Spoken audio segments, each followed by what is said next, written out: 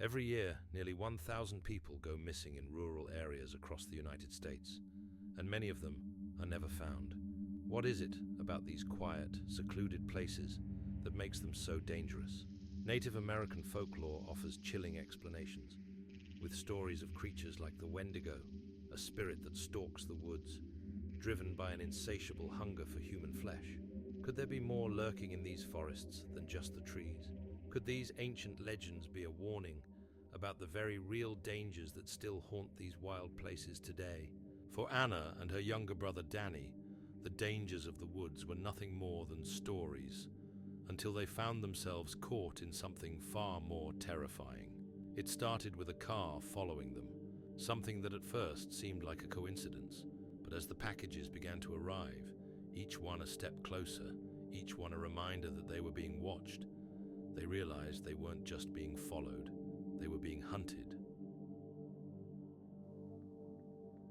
It was a quiet Friday evening when Anna decided to take a walk through the woods behind her house. She lived on a small plot of land near the edge of a forest, surrounded by nothing but trees and silence for miles. It was peaceful most of the time. She had always preferred being alone, especially at night. But something had changed recently, something that had her looking over her shoulder a lot more than usual. It started about a week ago. She had just gotten home from work and was walking up the long gravel driveway when she saw a car parked at the edge of the forest. It wasn't a car she recognized. She figured it was just someone passing through, though it seemed odd that they'd stop here. She lived a good distance from the main road, and it's rare anyone comes by unless they're looking for something specific. But as she got closer, the car's headlights flickered and then went out entirely. She froze, unsure of what to do next. She had seen her share of strange things, but this was different. She hurried inside, trying not to panic. It was probably nothing, she told herself. But when she walked through the door, she found her younger brother Danny sitting at the kitchen table, looking unnaturally tense. His eyes were wide, and his hand trembled as he held a glass of water. "Danny?" Anna asked, concerned. He didn't answer right away. He just stared at the window, as though waiting for something. Anna followed his gaze, but there was nothing outside, just the dark forest, stretching far into the horizon. I don't know," Danny finally said, "but I feel like someone's been watching me. I keep hearing footsteps in the woods at night," Danny continued. "First, it was just once in a while, but tonight, it's been constant, like someone circling the house." Danny sounded different, more terrified than Anna had ever seen him. He wasn't one to get scared easily. Anna stayed up with him that night, though she couldn't shake the feeling that something wasn't right.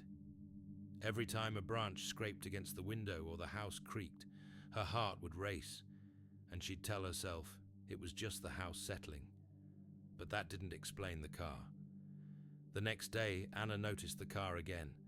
It was parked just outside the tree line, hidden in the shadows, barely visible. But this time, it wasn't just sitting there.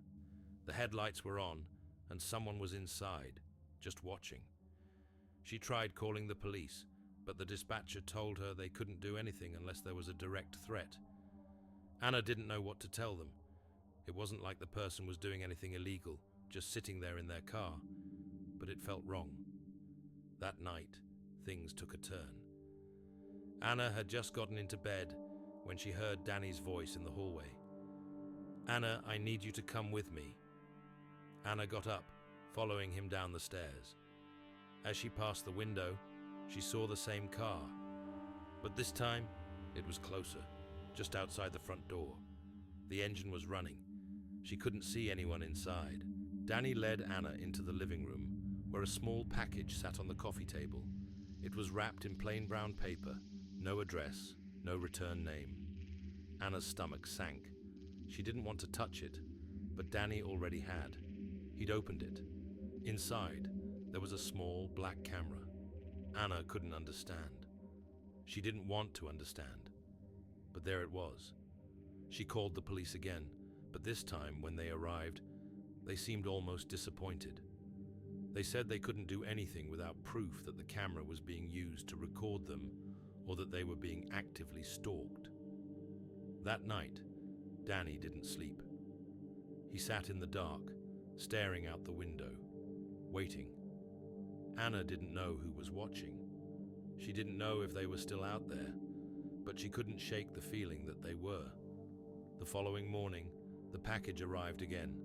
Same brown paper, same black camera, and this time there was footage on it. It wasn't just footage of the house or the car sitting in the driveway. It was footage of Anna walking through the woods the night before. The angle was so precise, so specific, it was impossible to ignore. They were being followed. Anna rushed outside to look for any signs of a camera or a person hiding in the woods, but there was nothing. No footprints, no signs of disturbance. It was like they had vanished. The police said the same thing. There's nothing we can do. It's just footage. No crime has been committed. Anna didn't know how much more she could take. She felt like she was losing her mind. And then it happened. One night, while Danny and Anna were sitting in the living room, they heard a knock on the door. They both froze. Anna wasn't expecting anyone. She walked cautiously to the door, peeking through the peephole. There was nothing. She opened the door slowly, but there was no one there. Only the sound of wind rustling the leaves in the distance. That's when Anna saw it. On the porch, sitting next to the door, was another package. She opened it. This time, inside the package was a note. "I'm closer than you think." Anna's heart sank. It was the last straw. She packed a bag, grabbed Danny, and they left. They didn't know who was out there or how long they'd been watching, but they weren't going to wait around to find out. As they left, Anna looked back at the house one last time. The car was gone. The house, silent and empty, seemed to breathe a sigh of relief. But as they drove down the long gravel road, Anna couldn't shake the feeling that something wasn't right. She kept glancing in the rearview mirror, expecting to see the car, but there was nothing. Just the road, empty and dark, stretching out behind them. They drove for miles, neither of them speaking, both of them lost in their own thoughts. Anna thought they were safe. She thought they had finally escaped whatever this was. But then they turned a corner, and they saw it. In the distance, on the side of the road, was the same car. Anna slammed on the brakes, her heart racing. She didn't know what to do. Danny looked at her, his face pale. "It's them," he whispered. And that's when Anna saw the figure standing by the car. It was a man, but his features were obscured by the shadows. He was holding something, a camera. Then the man raised the camera. The flash went off, blinding Anna for a moment. When Anna blinked and refocused, the figure was gone. The car was gone. But the flash, it had left something behind. She checked the rearview mirror again, and there on the back seat was another package. Anna pulled over, her hands shaking as she opened it. Inside there was a small note. This one read, "You never left. I'm always with you." She sat there in the car, her hands still shaking as she stared at the note. "You never left. I'm always with you." The words burned into her brain, and she couldn't escape the feeling that they hadn't escaped at all. The man with the camera, who was he? Why was he doing this? And how long had he been following them without them even realizing? Anna couldn't take it anymore. She pulled off onto the shoulder, the gravel crunching under the tires as she brought the car to a stop. Danny, who had been silent beside her, turned to look at her with wide, fearful eyes.